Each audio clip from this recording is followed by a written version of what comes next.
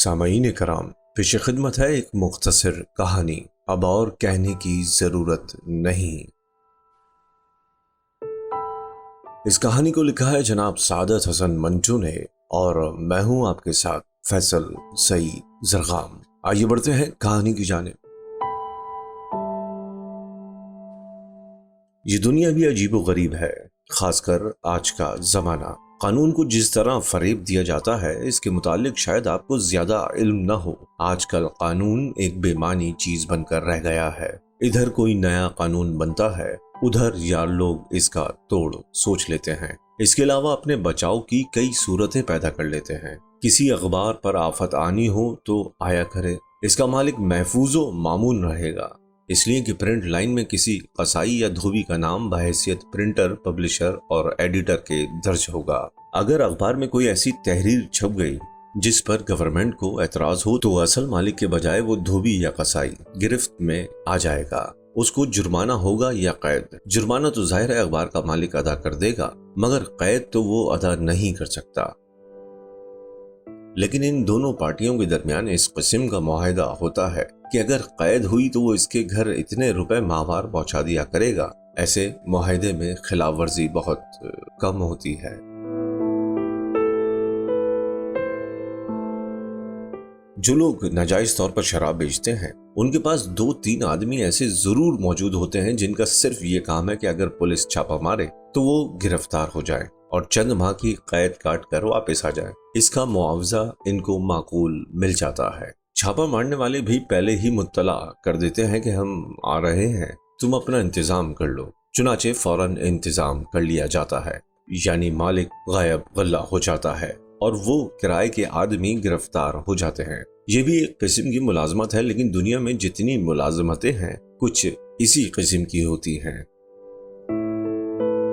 मैं जब अमीन पहलवान से मिला तो वो 3 महीने की कैद काट कर वापस आया था। मैंने उससे पूछा, अमीन इस दफा कैसे जेल में गए? अमीन मुस्कुराया, अपने कारोबार के सिलसिले में। क्या कारोबार था? जो रहा वही है।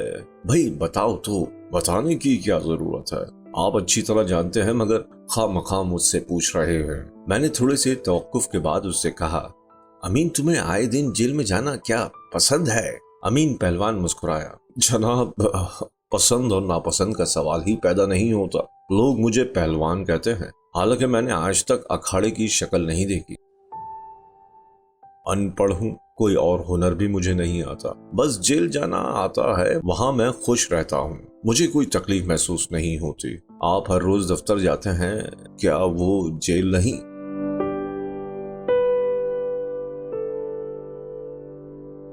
मैं लाजवाब हो गया, तुम ठीक कहते हो अमीन, लेकिन दफ्तर जाने वालों का मामला दूसरा है। लोग इन्हें बुरी निगाहों से नहीं देखते। क्यों नहीं देखते? जिला कचहरी के जितने मुंशी और क्लर्क हैं इन्हें कौन अच्छी नजर से देखता है? रिश्वतें लेते हैं, झूठ बोलते हैं और परले दर्जे के मक्कार होते हैं। मुझ में ऐसा कोई ऐब नहीं, मैं अपनी रोजी बड़ी ईमानदारी से कमाता हूँ। मैंने उससे पूछा, किस तरह? उसने जवाब दिया, इस तरह कि अगर किसी का काम करता हूँ और कैद काटता हूँ, जेल में मेहनत तो मुशक्कत करता हूँ और बाद में उस शख्स से जिसकी खातिर मैंने सजा भुगती थी मुझे 200-300 रुपया मिलता है, तो ये मेरा मुआवजा है। इस पर किसी को क्या एतराज हो सकता है? मैं रिश्वत तो नहीं लेता, हलाल की कमाई खाता हूँ। लोग मुझे गुंडा समझते हैं, बड़ा खतरनाक गुंडा, लेकिन मैं आपको बताऊं मैंने आज तक किसी के थप्पड़ भी नहीं मारा। मेरी लाइन बिल्कुल अलग है।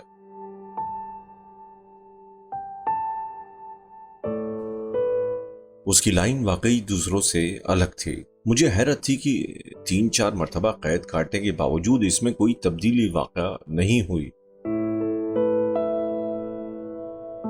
वो बड़ा संजीदा मगर गंवार किस्म का आदमी था जिसको किसी की परवाह नहीं थी। कैद काटने के बाद जब भी आता तो उसका वजन कम से कम 10 पाउंड से ज्यादा होता। एक दिन मैंने उससे पूछा, अमीन क्या वहां का खाना तुम्हें रास आता है? उसने अपने मखसूस अंदाज में जवाब दिया, खाना कैसा भी हो उसको रास करना आदमी का अपना काम है। मुझे दाल से नफरत थी, लेकिन जब पहली मर्तबा मुझे वहां कंकरों भरी दाल दी गई और रेत मिली रोटी तो मैंने कहा, अमीन यार ये सबसे अच्छा खाना है, खा, डंड पेल اور خدا کا شکر بجا لا۔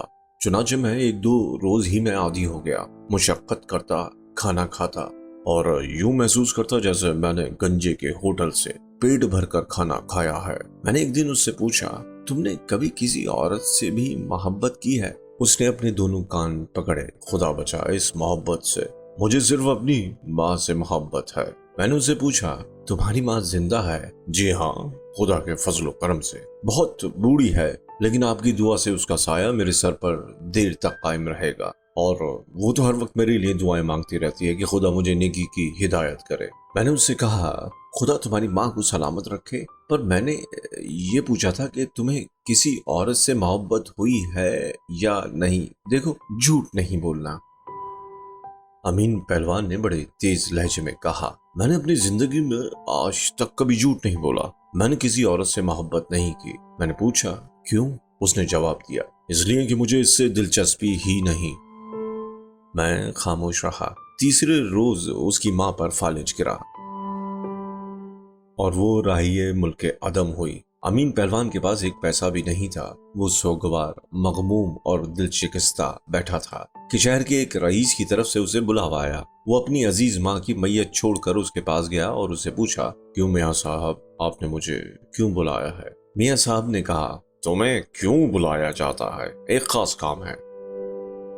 امین نے، جس کے دل و دماغ میں اپنی ماں کا کفن دفن تیر رہا تھا، پوچھا، حضور یہ خاص کام کیا ہے؟ میاں صاحب نے سگریٹ سلگایا، بلیک مارکیٹ کا قصہ ہے۔ مجھے معلوم ہوا ہے کہ آج میرے گودام پر چھاپا مارا جائے گا، سو میں نے سوچا کہ امین پہلوان بہترین آدمی ہے جو اسے نپٹا سکتا ہے۔ امین نے بڑے مغموم اور زخمی انداز میں کہا، آپ فرمائیے، میں آپ کی کیا خدمت کر سکتا ہوں؟ بھائی، خدمت کی بات تم مت کرو، بس صرف اتنی سی بات ہے کہ جب چھاپا پڑے تو گودام کے مالک تم ہوگے، گرفتار ہو جاؤ گے، زیادہ سے زیادہ جرمانہ 5,000 روپے ہوگا اور 1-2 برس کی قید۔ مجھے کیا ملے گا؟ جب وہاں سے رہا ہو کر آؤ گے تو معاملہ طے کر لیا جائے گا۔ امین نے میاں صاحب سے کہا، حضور یہ بہت دور کی بات ہے، جرمانہ تو آپ ادا کریں گے لیکن قید تو مجھے کاٹنی پڑے گی، آپ باقاعدہ سودا کریں۔ میاں صاحب مسکرائے، تم سے آج تک میں نے کبھی وعدہ خلافی کی ہے؟ پچھلی دفعہ میں نے تم سے کام لیا اور تم کو 3 مہینے کی قید ہوئی، تو کیا میں نے جیل خانے میں ہر قسم کی سہولت بہم نہ پہنچائی؟ تم نے باہر آ کر مجھ سے کہا کہ تمہیں وہاں کوئی تکلیف نہیں تھی، اگر تم کچھ عرصے کے لیے جیل چلے گئے تو وہاں تمہیں ہر آسائش ہوگی۔ امین نے کہا، جی یہ سب درست ہے، لیکن کیا؟ امین کی آنکھوں میں آنسو آ گئے۔ میاں صاحب، میری ماں مر گئی ہے۔ کب؟ آج صبح۔ میاں صاحب نے افسوس کا اظہار کیا، کفنا دفنا دیا ہوگا؟ امین کی آنکھوں میں سے آنسو ٹپ ٹپ گرنے لگے۔ میاں صاحب، ابھی تو کچھ بھی نہیں ہو سکا، میرے پاس تو افیم کھانے کے لیے بھی کچھ نہیں ہے۔ میاں صاحب نے چند لمحات حالات پر غور کیا اور امین سے کہا، تو ایسا کرو، میرا مطلب ہے کہ تجہیز و تکفین کا بندوبست میں ابھی کیے دیتا ہوں، تمہیں کسی قسم کا تردد نہیں کرنا چاہیے، تم گودام پر جاؤ اور اپنی ڈیوٹی سنبھالو۔ امین نے اپنی میلی قمیض کی آستین سے آنسو پوچھے، لیکن میاں صاحب، میں اپنی ماں کے جنازے کو کاندھا بھی نہ دوں۔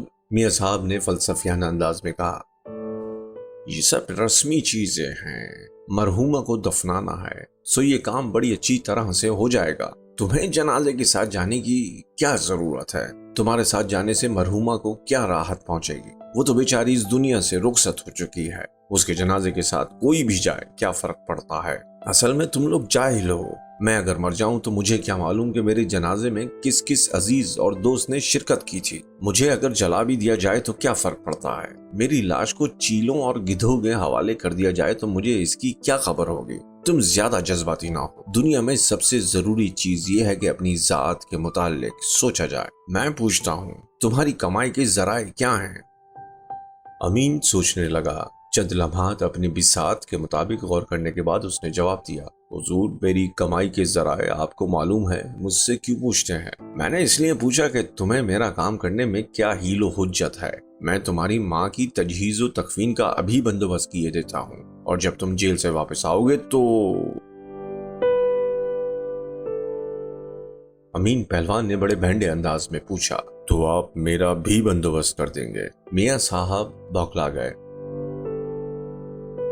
تم کیسی باتیں کرتے ہو امین پہلوان؟ अमीन पहलवान ने जरा दुरुस्त लहजे में कहा। अमीन पहलवान की ऐसी की तैसी, आप ये बताइए कि मुझे कितने रुपए मिलेंगे? मैं 1,000 से कम नहीं लूंगा। 1,000 तो बहुत ज्यादा हैं, अमीन ने कहा।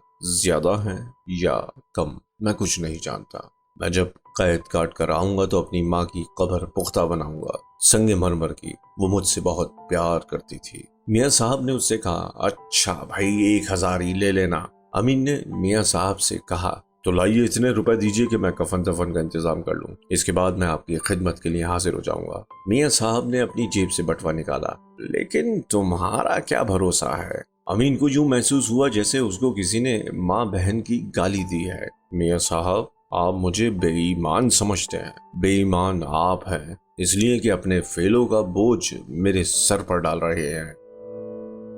मियाँ साहब मौकाशनास थे। उन्होंने समझा कि अमीन बिगड़ गया है, चुनाचे उन्होंने फौरन अपनी चर्ब जबानी से राम करने की कोशिश की, लेकिन अमीन पर कोई असर न हुआ।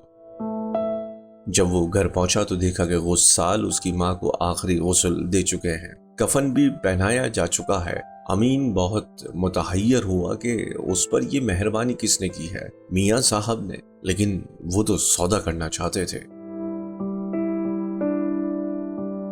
उसने एक आदमी से जो ताबूत को सजाने के लिए फूल गूंद रहा था पूछा, ये किस आदमी ने इतना एहतमाम किया है? फूल वाले ने जवाब दिया, हुजूर आपकी बीवी ने। अमीन चकरा गया।